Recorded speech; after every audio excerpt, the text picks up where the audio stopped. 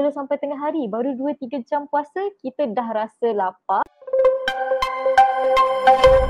Selain daripada kita jadikan sahur ni sebagai satu ibadah, kita boleh juga manfaatkan sahur ni untuk menjadikan puasa kita lebih berkualiti. So hari ni saya nak share beberapa tips yang kita boleh lakukan sepanjang kita menjalankan ibadah sahur. Pertama sekali, apa yang kita boleh buat adalah kita lewatkan waktu bersahur. Waktu sahur yang seeloknya adalah memang right before waktu subuh.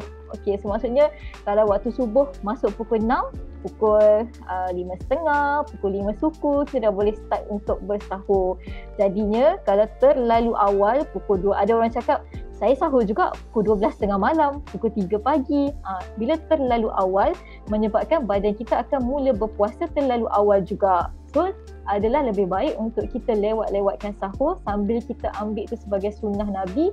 Itu juga memang memberikan benefit kepada proses puasa kita tu nanti. Maksudnya kita tak adalah berpuasa dalam jangka masa yang terlalu lama. Tips yang kedua, waktu sahur ni kita juga kena bagus untuk kita amalkan pemakanan yang lengkap. Sama juga macam kita makan waktu tengah hari dan juga waktu malam. Dalam satu pinggan kita tu mesti ada sumber karbohidrat, sumber protein, sumber lemak dan juga serat.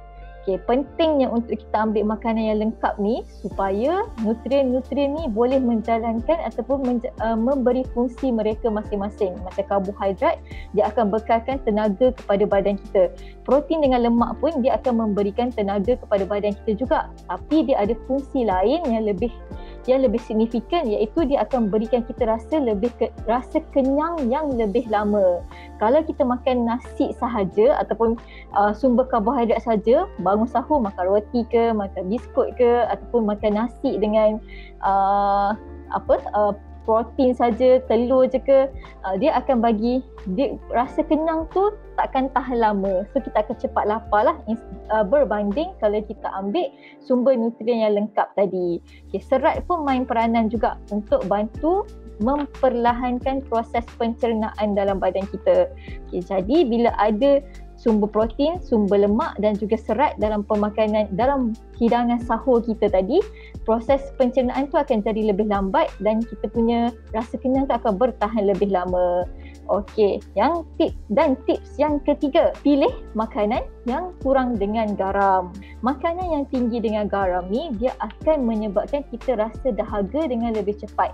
Makanan tinggi garam ni dia memang orang kata stimulate badan kita untuk rasa dahaga.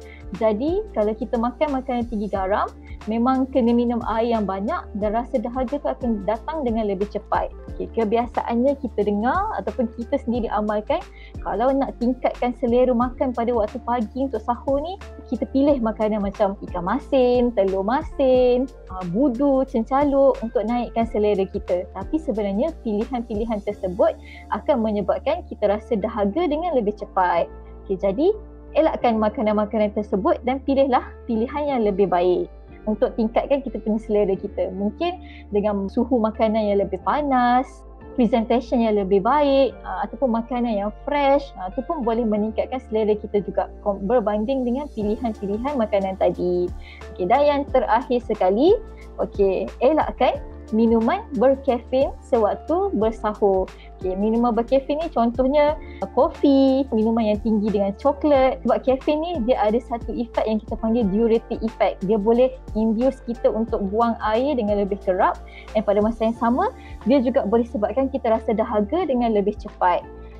Jadi elakkan kalau kita ada masalah yang waktu bulan puasa kita rasa cepat dahaga, elakkanlah untuk ambil makanan yang tinggi dengan garam dan juga makanan yang tinggi dengan kafein ni. Waktu sahur pun minum air masak dengan lebih banyak supaya dapat bantu untuk hydrate badan kita sepanjang tempoh kita berpuasa. Jadi semoga tips-tips ni dapat membantu kita untuk dapatkan kualiti puasa yang lebih baik nanti.